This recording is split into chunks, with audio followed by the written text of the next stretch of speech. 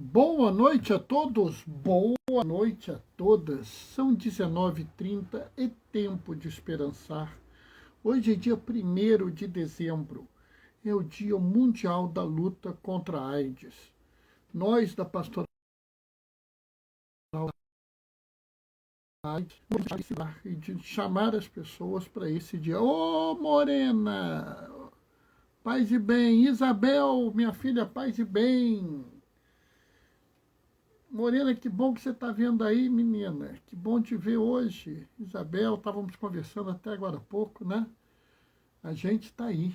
Hoje é o Dia Mundial da Luta contra a AIDS e nós, da Pastoral da AIDS, consideramos que esse dia é, sim, de celebrar as várias conquistas que se conseguiu nessa campanha, nessa luta que a gente tem, né? Conquistas como o tratamento, que o tratamento faz diferença, é importante, mas o tratamento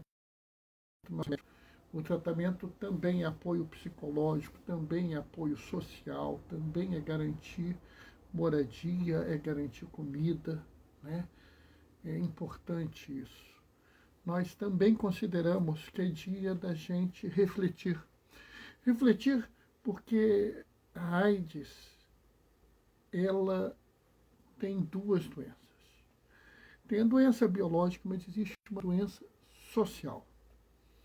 O preconceito, a discriminação, até em alguns casos o ódio contra as pessoas que vivem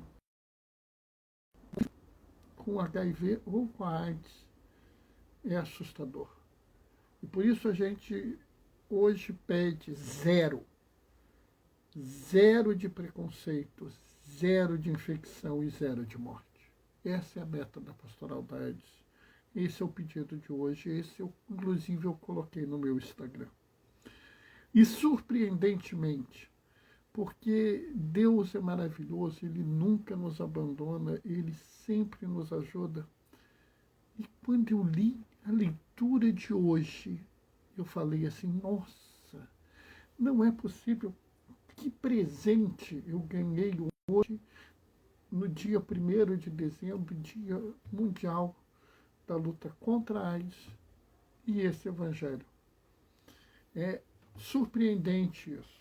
E aí eu olhei e falei assim, vou fazer uma abordagem que talvez as pessoas nunca pensaram. Não é? Então, daqui a pouco a gente vai fazer a leitura do Evangelho de Mateus e vai fazer a reflexão. Você vai ver. Que coisa interessante. Né? Daqui a pouquinho a gente vai começar, vai fazer a leitura, vai fazer a reflexão, né? E é muito importante. Né? A gente precisa aprender a dar essa dimensão, né? Porque é até interessante. Né? Na segunda-feira, o episódio do Gabriel Romano, eu falei para vocês, o que é ter fé? Né? Oi, Robert. Paz e bem. Então, segunda-feira, no dia do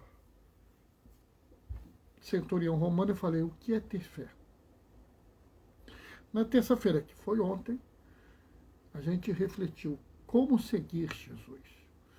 E hoje, na multiplicação dos pães, a gente vai ver mais uma dimensão. Como as leituras esse ano, elas estão encaixando para o tempo que a gente vive e os momentos que a gente vive. Isso é muito interessante, né? Hoje, que eu precisava de um texto bom para falar, porque hoje é o Dia Mundial de Combate, de luta contra a AIDS, a gente esbarra com isso, né? Então, assim, é muito interessante, né? Vamos aí dar mais um pouquinho, né? E a gente vai fazer a leitura, tá? Só mais um pouquinho. Né? Amanhã eu quero ver se eu consigo tempo para subir esses 3 vídeos para o YouTube. Porque quem tem o Instagram, quem assiste no Instagram, consegue ver pelo Instagram, mas tem no YouTube. Nesses últimos dias, tão enrolado,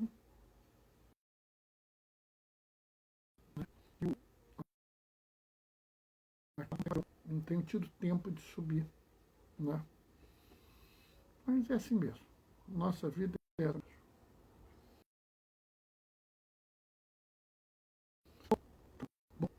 Vamos começar? O Senhor esteja convosco. Ele está no meio de nós.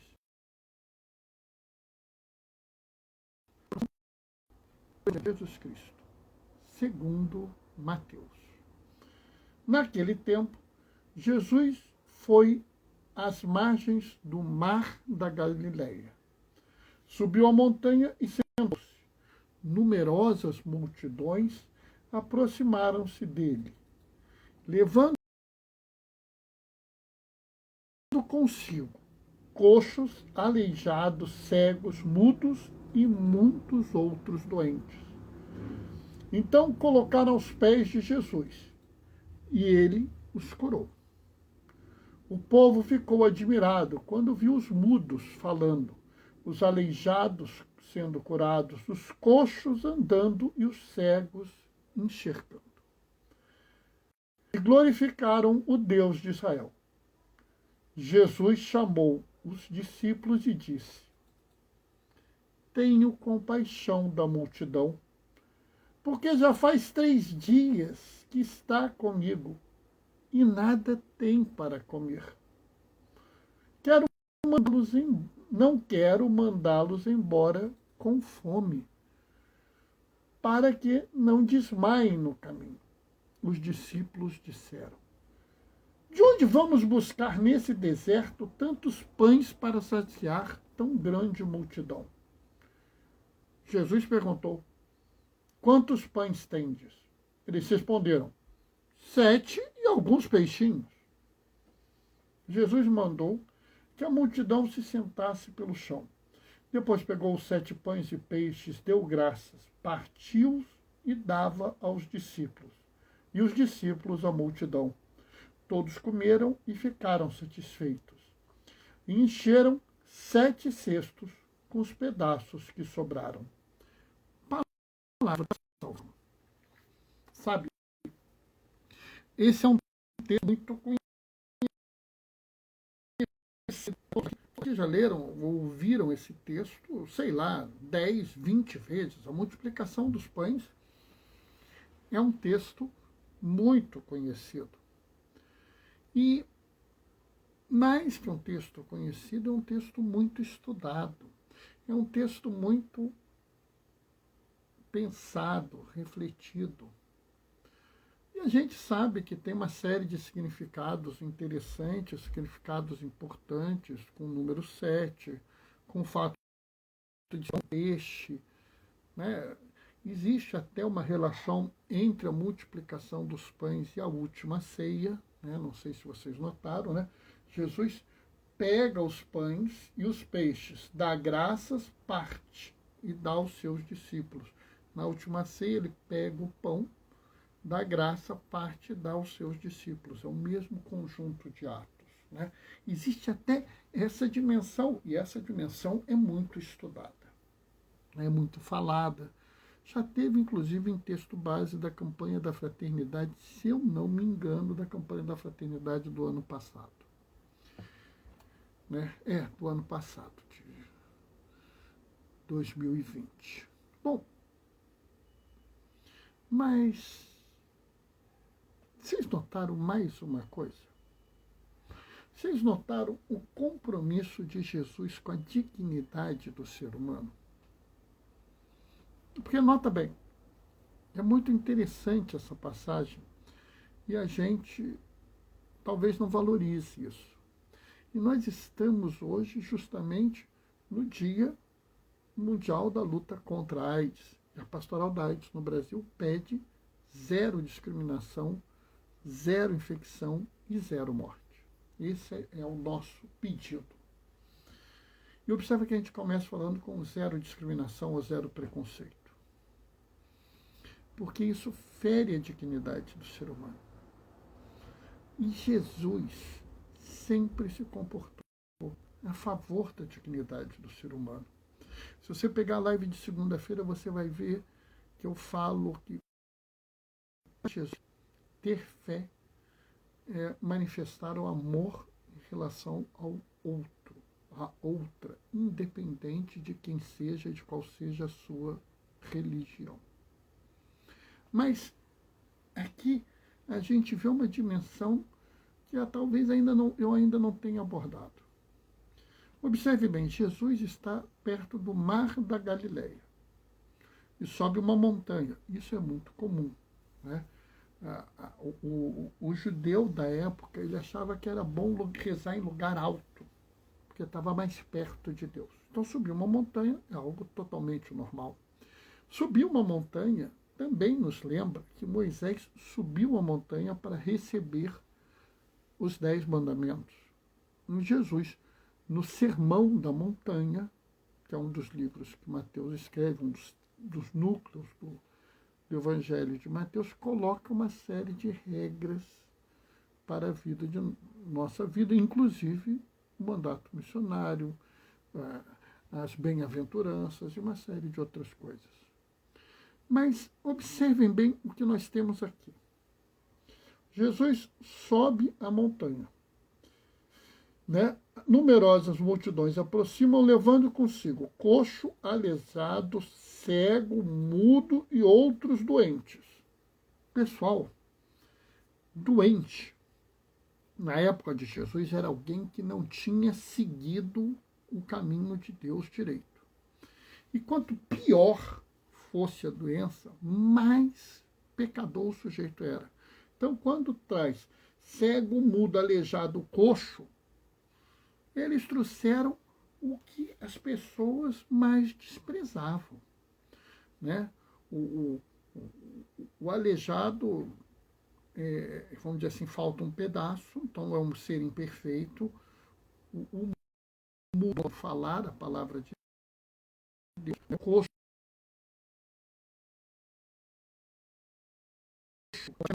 pode caminhar para a sinagoga, ouvir a palavra de Deus, e o cego é tão terrível o pecado dele que ele não tem direito de ler a palavra de Deus. Então, observa bem, aqui está os piores dos piores.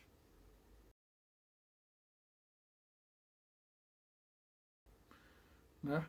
Aqui estão os mais desprezados da sociedade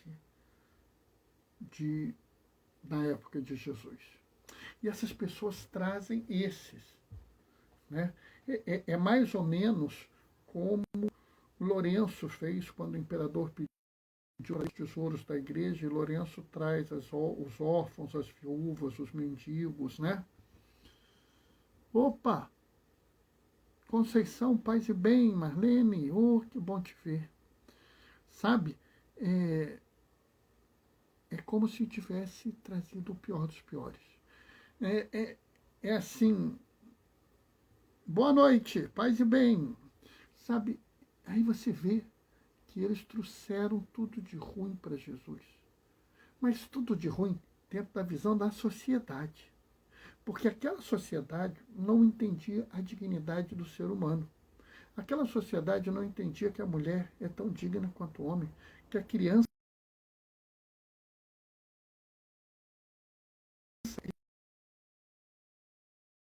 não reconhecia a dignidade da mulher, da criança, também não reconhecia a dignidade do doente, do estrangeiro, do preso. Mas Jesus sabe que todo ser humano é digno. E aí ele age em relação a esses. Age como? Cura todo mundo. E é algo que é, assim, de certa forma, marcante para aquele povo, porque eles veem o seguinte: os mudos falam, os cegos veem, os coxos andam. Isso é uma coisa que para eles era assim, absoluta. Isso é de Isaías. Então, para eles, isso é um sinal fantástico. E a relação imediata foi louvar a Deus. Sabe, a coisa mais maravilhosa do mundo é quando você vai ao encontro de um irmão que precisa de você e ajuda esse irmão, né? Assim, e esse irmão vira para você e fala assim: que bom, Deus te abençoe. Porque, sabe, você cumpriu o seu papel. Através da sua ação, Deus foi louvado. Né? Eu me lembro, uma vez, eu fui abordado por uma drag queen ali na Cinelândia, e ela me falou assim: rompeu o meu terço, diácono. Ela me conhece da Pastoral da AIDS. Rompeu o meu terço, diácono. E eu ainda não estava arrumada, fui lá na loja, comprei um tercinho, mas ele não está bento. O senhor podia abençoar para mim, diácono? E eu fui lá e abençoei. E era até muito legal, porque eu tinha saído de uma atividade na Câmara, então estava lá de Clésima, que é muito raro estar de Clésima, mas eu estava de Clésima. Eu abençoei o terço. Eu fico pensando, será que as pessoas reconhecem a ação da dignidade humana? Do mesmo jeito, Jesus, o que ele fez ao curar essas pessoas é algo absolutamente impensado. Mas eu, quando vou agir no mundo, eu vou agir pensando nisso que Jesus faz. Eu não vou, por exemplo, a um presídio, eu não vou distribuir comida para os miseráveis na rua, porque eu acho que eu sou bonitinho, porque acho que é legal. Eu vou fazer isso porque Jesus está lá. Eu aprendi com Jesus que a dignidade do ser humano está acima de tudo. E aí é que tem uma coisa legal, porque Jesus pega aqueles que são os mais desprezados dentro da religião e cura eles, dando a eles, inclusive, motivo e direito de louvar a Deus. Isso é de uma qualidade de espiritualidade fantástica, porque você mostra que você pode agir de forma espiritual na vida das pessoas, e isso tem um bom resultado. Mas, logo em seguida, Jesus mostra uma outra faceta. Eu tenho compaixão. Eu vejo o sofrimento do meu irmão, da minha irmã, e sofro com ele. Eu vejo a angústia do meu irmão, da minha irmã, e me angustio com ela. Isso me chama a atenção, isso me comove, isso me leva a agir. Sabe, a ação daquele que segue Jesus no mundo é uma ação levada por compaixão. É uma ação daquele que entende que o sofrimento não tem lugar no mundo, que o sofrimento de qualquer pessoa é um atentado a Deus. E por isso, o irmão e da irmã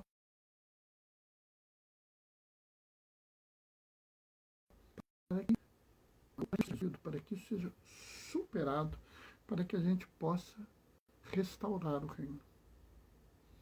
Então, nós, Jesus, quando nós agimos no mundo, é para levar uma melhora ao mundo.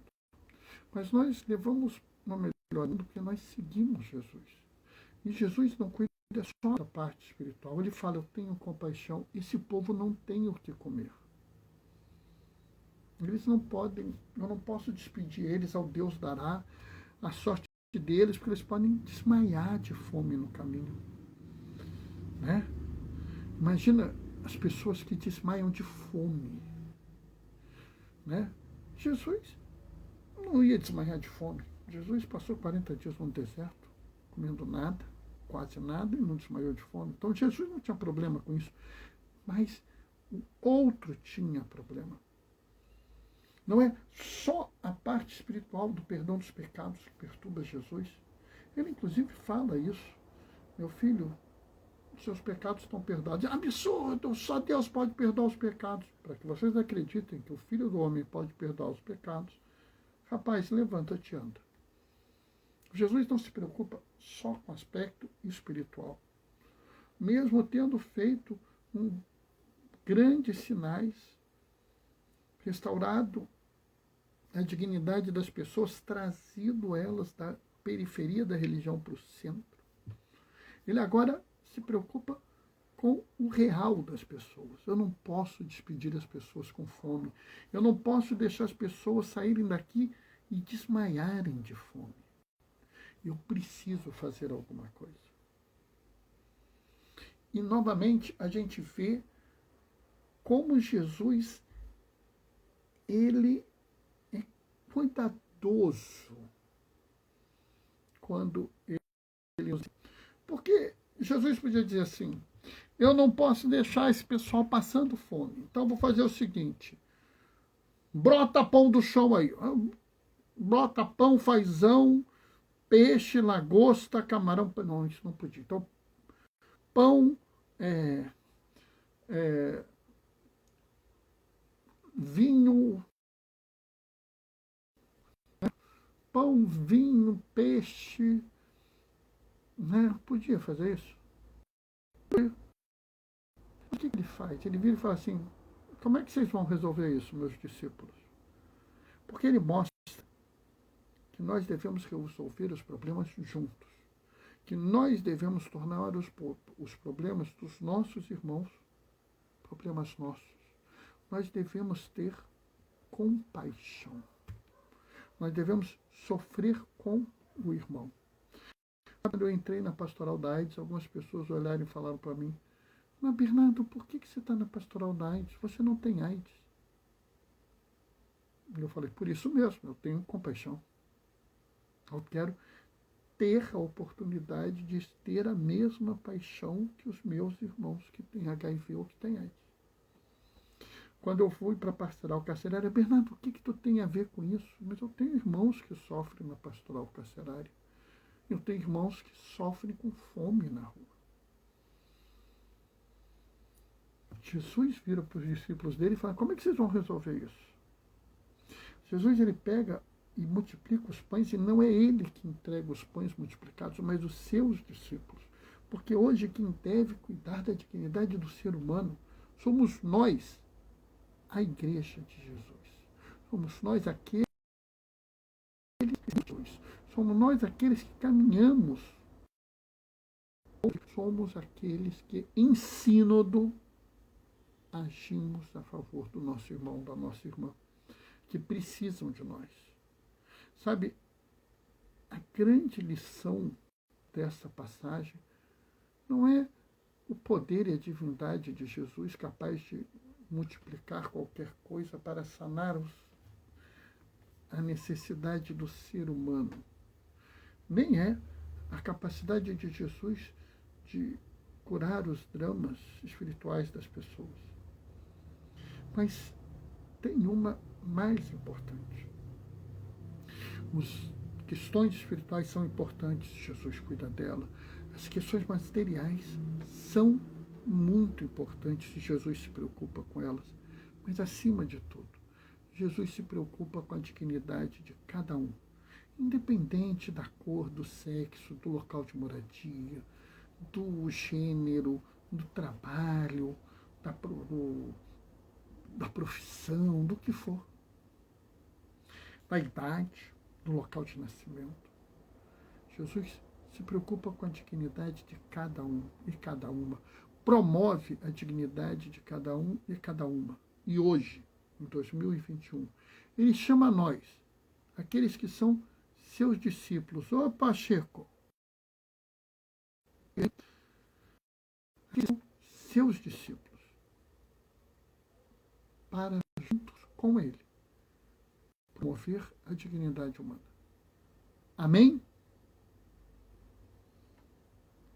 Verdade, precisamos também viver o sofrimento do próximo para entender o sentido da misericórdia. O Senhor falou tudo. Ô, Marlene, que bom, Marlene, que bom que você gostou. Sabe, Marlene, eu gosto muito de saber que você gostou. Eu achei muito importante a sua saber disso. Não é a gente que se conhece há muito tempo, você sabe a admiração que eu tenho por você, e eu fiquei contente de saber disso. Né? Bom, pessoal, essa é a reflexão de hoje. Né? Pacheco chegou em cima da hora, mas Pacheco, fica aí que dá tempo de receber a bênção, hein? Depois você vê a live no IGTV, daqui a pouquinho está subindo. Né? Eu faço sempre uma live curta, meia hora no máximo. Por que, Bernardo, tão curta? As pessoas também estão cansadas, as pessoas têm um monte de coisa. Eu atualmente, para ver uma live de 1 hora, eu tenho que arrumar um tempo, porque estou numa correria danada. Então eu faço uma live de meia hora para vocês poderem acompanhar. Tá? Mas, Bernardo, tem. Todo dia tem às 19h30, exceto domingo. Domingo eu faço às 15h30. Por enquanto que eu estou com um projeto aí, estou organizando. Se bobear, a live de domingo eu vou fazer nas comunidades. Né? No meio da celebração da palavra, eu vou entrar, vou precisar da ajuda de gente, mas a gente vai entrar e vocês vão ver eu proclamando o Evangelho. Talvez eu ponha a pessoa que está lendo a segunda leitura, se ela concordar. Aí eu proclamo o Evangelho e faço a reflexão, e vocês vão ver eu fazendo a reflexão para uma comunidade. Né? É a mesma coisa, Bernardo? Não, não é a mesma coisa. A palavra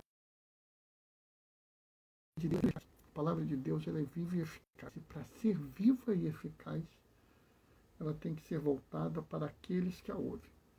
Então, se eu fizer 5 celebrações da palavra num dia, para 5 comunidades diferentes, eu falarei 5 linguagens diferentes e talvez 5 homilias diferentes. Né? Olha, Marlene gostou, já falou aí um eba.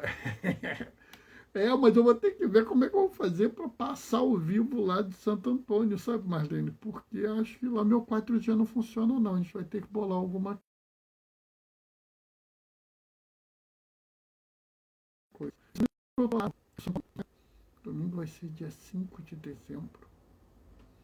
Entre 2 datas muito importantes para mim. Dia 4 é uma data muito importante, dia 6 é uma data muito importante. Dia 5 eu vou estar em Santo Antônio, uma comunidade que me é muito querida. Que legal.